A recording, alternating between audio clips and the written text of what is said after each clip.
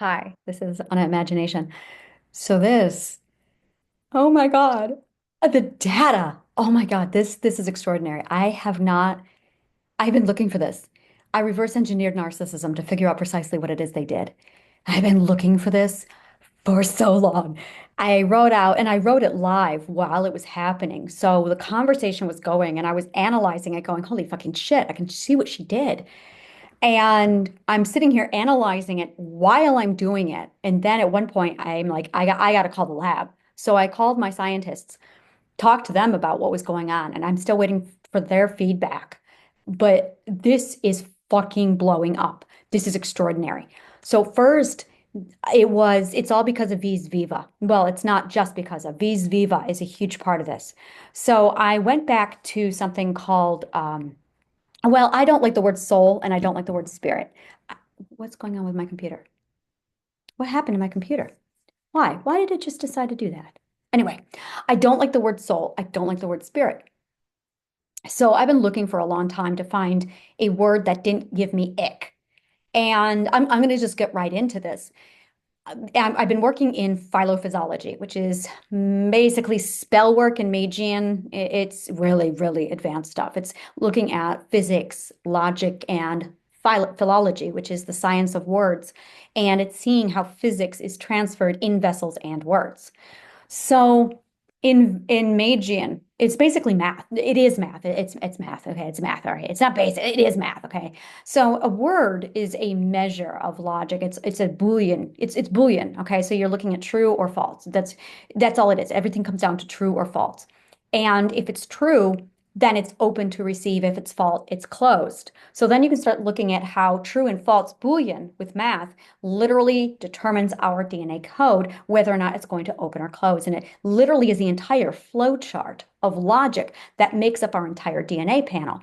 But it also, prior to that, for our LNA, that's our predecessor to our DNA, that determines on whether or not something is even going to be permitted inside of our system. So we have this in our cognitive core, this part of our brain that determines via the Boolean cube, is that true or is it false? It's a very simple taking the words, measuring the truth, and if it's true, it's allowed inside the mental mind. If it's not true, it's rejected as false.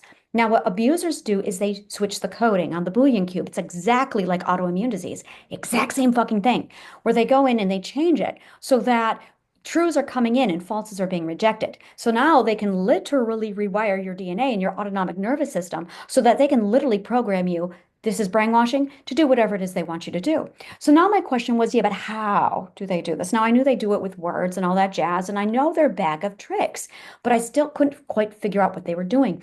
So I had something, I figured it out that you've got the vector, and then you've got the scalar. Now, your scalar is a scope that moves. It moves within your five scalar systems, which is going to be your quantum, your micro, your meta, your macro, and your logos. Now, no one has access to logos. You have to earn your way there through learning. That's what learning is you literally descending into these levels. So we're born on meta, and you have to become educated to move your way through to micro and then quantum. And then you get your way, well, then you study macro. Macro is kind of weird because it's kind of off to the side, but then it comes together and you have logos. It's a really advanced, highly complex journey, and it takes pretty much 30 years to complete if you do it in the right order. If you don't do it in the right order, you never complete the journey. So I figured out the scalar and I figured out the vector. You have a hierarchy. The hierarchy is what we all live inside of. We live inside a hierarchy. Now, the hierarchy is what a lot of people refer to as dimension, and that's just incorrect, but it's a vector. The vector is Big Bang happened here, and we are here in the story. That's a vector. It is literally a timeline. It's our progression. A dimension is where exactly which block of time we are located in. It's a grid that shows us which grid block we are in inside the vector. That's a dimension. And I use math to determine which vector we're all in based off of a mathematical formula called the 12 ethical perspectives of human growth and evolution. It tracks our mathematical growth through the vector so I know which dimension we're all in. I'm in this one over here, and everybody else is in that one over there. And it's a progression depending upon how well or how fast you learn. Now, this really pisses off narcissists because they want to know more. And whoever knows more gets to be the leader. Supposedly, ideally, it's the monkey theory of, well, it's a monkey fact, who eats the berries and who sits there and says you shouldn't eat the berries. So you have a monkey that eats the berry, and then everyone watches, and then you have another monkey that eats the other berry. Well, you've got one person who goes, you really shouldn't eat the berries. That's that person. That person's the leader. And we do this so we know which monkey to follow so we evolve. That's called the archetype. This is what Socrates was referring to. The Olympic Games were built to find the archetype. That way, everyone had their eye on the archetype to go, oh, that's the person we should follow. That's what it was for. That's why we had the Olympic Games. It was literally the trial to see who could pass the archetype test so they could all eyes on the focal point so they could all know who the leader should be so they don't eat a bunch of berries and die. So now you have narcissists who don't want to go through the work of the journey, but they also want to be the leader. It's the exact same psychology of budging in line. Like when we were kids and the teacher said, all right, line up in the class, and everyone rushed to the front of the line. Well, not everyone. All the narcissists ran to the front of the line. It's that same psychology of if I'm at the front of the line, I'll have more. That's all that is. So all those people would run to the front of the line. Those are your narcissists. They're the ones who really need mental health right there. Like great sorting system. Great sorting system. You just go get in line. There's your narcissist. It's a fantastic system. We really need to implement this.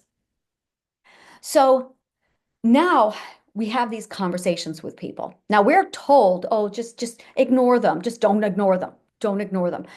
I've been analyzing this for a while, what the fuck they're actually doing. So this is where my research took this massive, opened a door, and I went, this is what it is.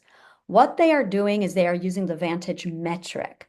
The Vantage metric is tit for tat strategy or ethical evaluation or education vector placement to determine where you are on the vector. That's all it is. It's Vantage placement. Now, the Vantage metric is just a mathematical, it is the mathematical scale that we use in tit for tat strategy to determine where in the vector we're going to get placed in the story. It measures who is smartest, who is least smartest, and what order of operations is everyone in. What is the order of operation from origin to dependent to independent, etc., and so forth. So when you have this metric scale, you can measure your vector placement to determine where everybody is. I know about this. I found it. I gridded it all out. It's all in the math and the physics. I know where I am on the vector. If you don't even know that there's a vector, that tells you how uneducated you are. And that's okay. It's our growth stage. When we're on equal footing, we're in the vector. That's where we all are. We are all in the vector. It's all on equal footing. But you got to get in the vector. You got to get in the vector. So when you meet someone, you have to immediately do a metric, tit for tat, to determine where in the vector they're going to go. Now, this is where narcissism steps in. Narcissists don't want to be on the vector. They want the advantage. So they don't get in the vector. Narcissists don't get in the vector. So I've been going, okay, where the fuck are the narcissists? They've got the Vantage scale. I found that. So I found out I had two people who both acting very kind. And this is where I'm like, what are they doing? And I was trying to figure out what they were doing. So I realized that what they do is they use the Vantage metric to stand over you, to use words to jam your scalar scope. Your scalar scope is your ability to zoom in and out so you can see who you're talking to, so you can do the Vantage metric, so you can determine, okay, which one of us is smarter? So I need to know, am I the teacher or am I the student? Who's teaching who here? Now, narcissists don't want you to know that they're not the teacher. That's all this comes down to. They want to be the teacher. That's all that this is about. They want to be the teacher. So they use Vantage metric to jam your scalar scope so you can't zoom out to see what's going on. And that's what's been going on, is they jam your scalar scope. So you're zoomed in to micro or quantum. And then you meet someone and they say something to make you think, okay, they're smarter than me. They're better than me. They're X. Because they throw things at you to make them think that. So now you're stuck here in micro and you can't zoom out to logos or macro to see what the hell is going on to measure them properly because they came in behind you and blinded you. It's like you're up here looking at something while you're dissecting it. And they come over and they put a hand right in the back of your head and they hold you there. And then they start talking to you. And you're like, who the hell is that? And you can't see where they are because your scope is stuck. So I figured out that they jam your scope. I'm like, all right, I got it. They jam the scope. So I figured out how to unjam the scope. Oh my God, that was hard. I had two people I tried it on. I had one person, friend, not a friend, he came to me and he was like very condescending again. Always came in like the, all right, I'm going to save you now. Always came in like the savior. And I'm like, I don't need saving. He said something to me a couple weeks ago. Oh, you're healed now, healed. I've been healed for 2 years, dude. What makes you think I need any healing? And he's like, what did I do to save you? He said these words to me, people. He said these words to me. What did I do to save you? And I'm like, I knew exactly what I was dealing with. I'm like, oh, so I'm going, what the fuck do I say to him? So I didn't say anything. I'm like, what do I even say? He's not even on the vector. So he then comes to me and next day he's like, I noticed you didn't reply. And I'm like, oh, he's really trying to control the conversation now. So I finally said, it's because I don't know what to say. I said, I have conversations on vectors and you're not on the vector. So I don't know how to converse if you're not on the vector. Basically, I'm saying to him, if you want to talk to me, you need to stand on equal footing. So instead, he goes very condescending again. He's like, well, how many vectors do you think there are? Excuse you? And I went, oh, okay. Yeah. I know what that is. I know what that is. That is very much I'm going to shove your head down further in the dirt while I stand over there. Oh, I could see it. And I'm like, okay, all right. So I'm just like, I'm not able to have conversations like this. And I left it at that. It was satisfying-ish. It wasn't. It was not satisfying at all. Okay. It was very unsatisfying. But it was enough that I could at least get out of it and walk away and close that door and go, okay, well, I'm done with that door. But I didn't learn from it. I didn't quite figure out what the hell he was doing. Try it with another one of my persons. I'm talking to her. Same thing. Came in like, oh, I'm the hero. And I'm like, no, no, no, no, no, no, no, no. No, we do not do that. Now, I also did this with one other person. And I've known this other person for 22 years. So when I came in and I dropped game, like, look, I'm here. You do not put me over there. You want to come into my world? This is where I am. And you are not qualified to teach me. If you're not okay with that, then we're not talking here. She accepted it. And it's like, I don't have to teach you, but you sure as fuck aren't teaching me. And now we're on equal footing. Now we're on equal footing. And I'm like, all right, 22 years, we finally figured out how to get on equal footing. I had to tell her, you are not going to be teaching me. Now, whether or not I teach you is your choice, but you do not teach me. So this is all about teaching. So I get this person today. And again, came in, same bullshit. Oh, I'm going to teach you. No, no, no, no. You are not qualified. Now, the way I worded it was kind, was honest, and was very, I don't do Buddhism because I did it for 2 years. I agree with Jay Shetty. It stunts your growth. That's why he and I left. I have found something else. I am on Zarathustra, which is the father of Buddha, and Buddha only took it to the seventh ethic, and his growth is stunted. It is not balanced living. It is not healthy. I'm going to be over here. And I said, you're more than welcome to come into my space and learn, but I'm on the 95th ethic. He's on the 7th. I've already been on that stepping stone. I'm on these ones now. And I said, the only reason why I'm saying this is because we need to learn how to measure the vector. Now, I know she doesn't know what I'm talking about. I know this. That is an opportunity to ask, what is the vector? Instead, she came in condescending. Well, and she reinvited me back over to her place, which is a slap in the fucking face. Well, she sends me little hearts and bows, and I'm like, you spit on my face, you slap me in the face, and then you smile at me. So now I'm like, I know exactly what she's doing. So I knew she was on the vector or on the Vantage scale. So I'm like, all right, I gotta like move myself out from over. And I know what to do that. You need to reaffirm your placement. It's not about their placement. It's about your placement. It's about you knowing where you are on the vector. I know where I am on the vector. I got the math to measure it. So I'm going, Yeah, no, no, no. I'm here on the vector.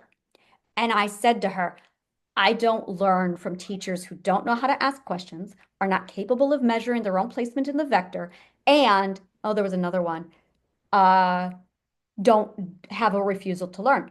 I don't learn from teachers who can't follow these three requirements. She did not do all three of them. She was a teacher who refused to learn all three of them. So, and I said, and you're age lying. And she was age lying. She was lying about where her placement actually was. It's age lying. She was younger than she thought she was. She was younger than she wanted to be. And I said, and you're age lying. So if we don't, if we're not honest about what we're doing, we can't heal from it. And I was cold, very, this is it. Now, when I said this, I felt my entire mind move out from under her foot and stand eye to eye with her. It was wonderful. I went, well, what is this? This is a feeling I've never had before. So I'm thinking it's over, it's done, except she came back and she spit in my face again with a smile. She umbraged me. And I'm like, what the fuck? So she came back and she's very sweetly, umbrage style. Now, mind you, she's a Buddhist. She's preaching about Buddhism while she's doing this. So she's very sweetly, like very passive aggressively. You know, some people need to learn at least open communications and coming to meet on equal footing. And I'm like, did you just? It was the first time I was standing with a narcissist she's tit for tat strategizing me. And I could see it. And I'm like, son of a bitch, it's just tit for tat strategy. Oh, I know this game. I'm a pro at tit for tat strategy. So, but now I'm on her, and now I'm on her vector. And that's when I saw it. Narcissists have a hidden vector, guys. Narcissists have a hidden vector. I found it. They have a fucking hidden. And here's the thing, you can't talk when you're in the scalar. When you're doing your scalar scope, you can't talk. When you're doing your vantage scope, your vantage scale, you can't talk. You can only talk in the vector. And I'm like, how the fuck are they talking? They have another vector. They have a secret man behind the curtain vector. I found it. I stood on it. So it was actually the first time someone was standing eye to eye on her actual vector. So there I am, right in her face. I could see her in metaphorical terminology on the quantum level. I could look her right in the eye. And she slaps me in the face and smiles. Like, and I went, oh. So I smiled back and I slapped her in the face. And I went, I slapped her back, metaphorically. And I'm like, and she's like, she says that to me about, you know, open communication and standing on equal footing. I said, oh, I'm always standing on equal footing with other people. And I also call bullshit when I see it, like when they smile at me in the face. Well, they also slap me. And I was like, oh my God, I reciprocated. I reciprocated. It was a slap that was heard around the world. I was able to slap a fucking narcissist back on their playing field with their tit for tat strategy. So this is very exciting. Very exciting. I looked at all of this. Now I'm off of that. I pulled myself way back and I'm like, okay, all right. So I found their secret hiding place. I figured out that they just have a secret vector that's their own little world. It's their own vector. They're the only ones on their vector.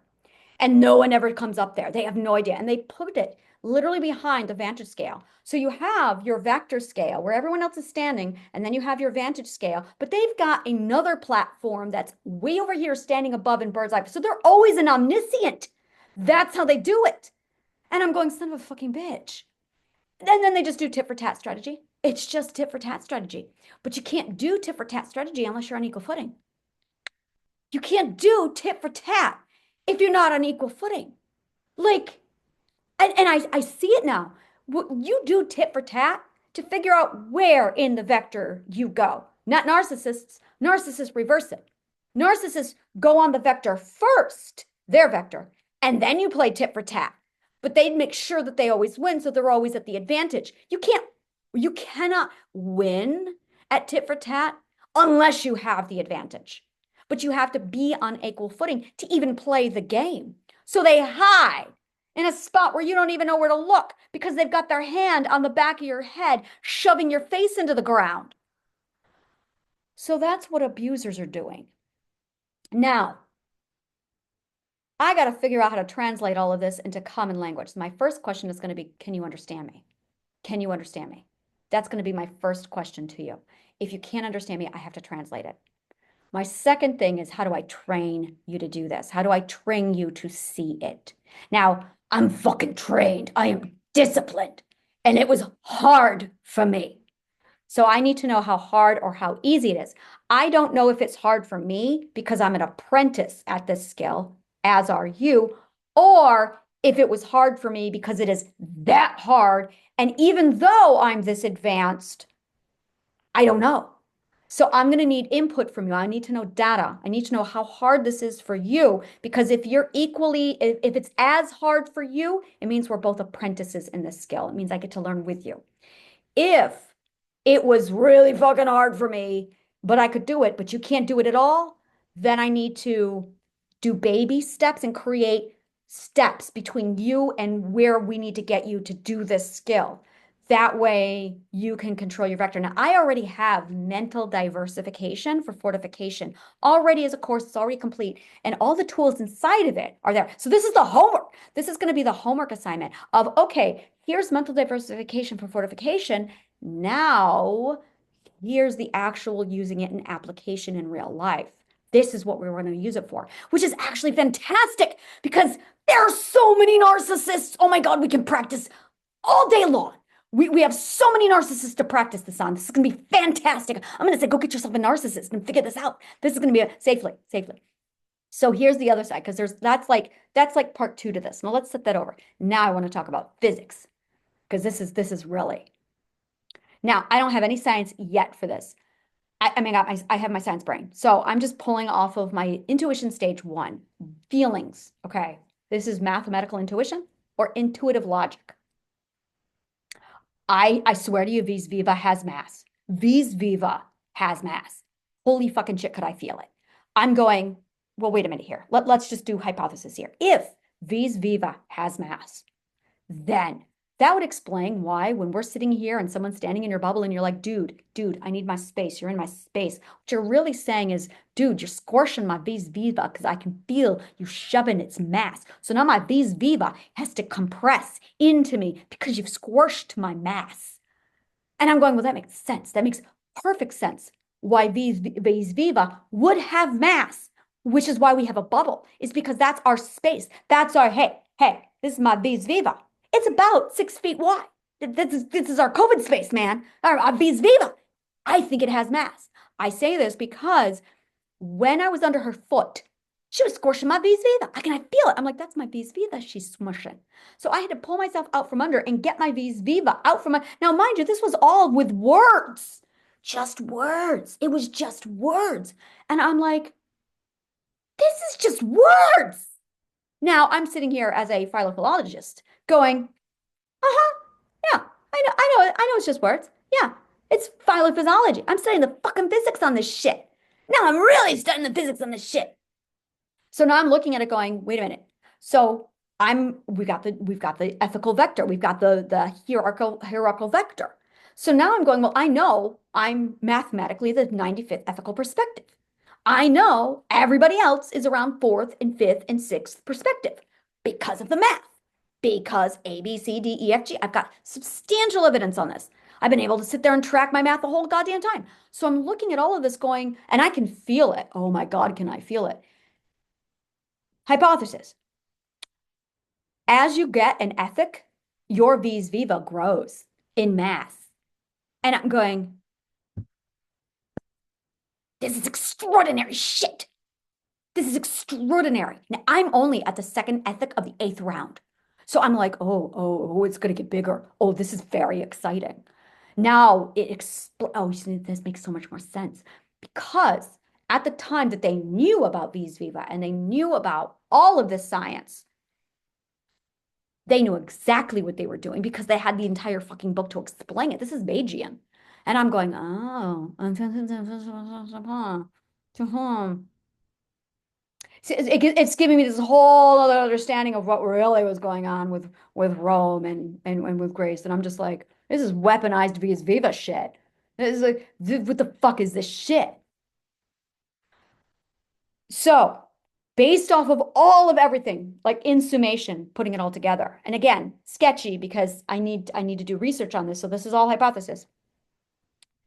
It looks like narcissists have been using words to squash and compress our vis viva, which is why you feel a glass ceiling over your head.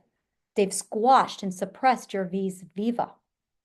That is you needing to grow your vis viva, but you can't. That's what we talk about when we say I'm not free.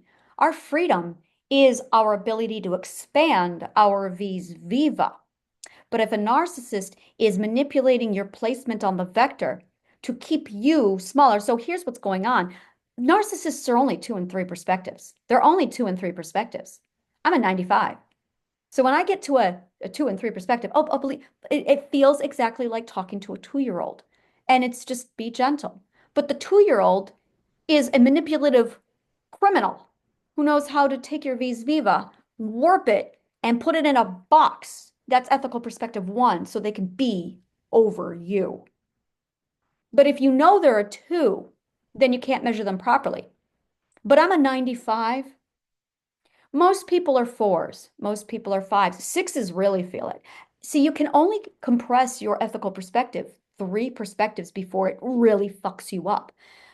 Pers this is literally perspective abuse. Having your perspective squashed or compressed, that you'll be fine. You really will be fine. It's going to take a long time before you feel it. Two ethical perspectives, oh, you're going to feel it. You are going to feel it. It's the equivalent of having a sliver in your finger that you can't get out. It's that feeling, but bigger. The next one, I had a catheter in my back for a month once. It was like that. It was like that. It's bigger, much bigger than a splinter in your finger. The next one, three perspectives. Oh no, oh no, no, no, no, no, no, no, no. That's when the pain starts. That's why a lot of people are going, oh my God, I'm in emotional pain. Yeah, that's because you have suppressed your ethical perspective down into another category that isn't yours. Oh my God, this means I can reverse engineer that on the spot and immediately get you out. Oh my God, this is amazing. I know how to get you out. Oh, this is exciting. I'm so excited. Oh, I know how to do that. All you have to do is, well, first we get to unstuck you. So we would have to find the logical fallacy that's sticking and jamming your scalar scope. And then after you unstick the jam, basically you got a tree in your radiator. So after we get your tree out of the radiator, you'll be able to move your scope properly. Then you'll be able to zoom all the way out, see what the fuck is really going on. Shrink them. Well, they're not going to get shrunk. They're just going to go in where they belong because they're only a two or a three, but you're not. You're probably a six, a five, or a six. And then that'll move you out so you can actually see what's going on. Now that's gonna, oh my God, that's gonna make you feel so much better. And then your circuitry, literally your circuitry, your conduits will then align so your energy will be able to move properly. Oh my God, you're gonna feel so much better. So after all the alignment is done and your circuit is restored, again, after we get the tree out of the radiator, then you'll be able to do that. Now, how to get the tree out of your radiator? I already know how to do that. It's always at one of the two core ethics or logical fallacies. You want to go back to the very beginning. What is love? What is love? It's always your parents jam your scope. Your parents are the ones who jam your scope. They're the ones who do it to you. Okay. When you were 2 or 3 years old, your parents jammed your scope. Okay. They said something about you being too big for your britches. That would do it. That would do it. That's a big tree in your radiator. And or the church did it by telling you that you have to serve someone and obey. It's always the second ethical perspective. They jam your second ethic. So people get to the second ethic and they're jammed and they don't want to be jammed. They want to be the biggest because they can't grow. So they jam everyone else's. So you've got a lot of ones and twos all backed up. By the way, this is what's fucking up our economy right here is we got all the ones and twos backed up right here. And now it's like building and building and they're growing, but they're not growing in alignment. So you've got six who are crammed over here with the tree in the radiator. And they're like, I'm a six. I need to get out of here. And the sixes are going crazy right now because it hurts them. And this is it. You got to take the tree out of the radiator. And once you take the tree out of the radiator, then you'll be able to flow and then you'll be able to grow. And then your vis viva will be, oh my God, I can breathe. And then you'll get your freedom back. That's right. This is amazing physics. I love this shit. So there it is. All right. I got to go do science now. Thank you so much. May the kindest of words always find you.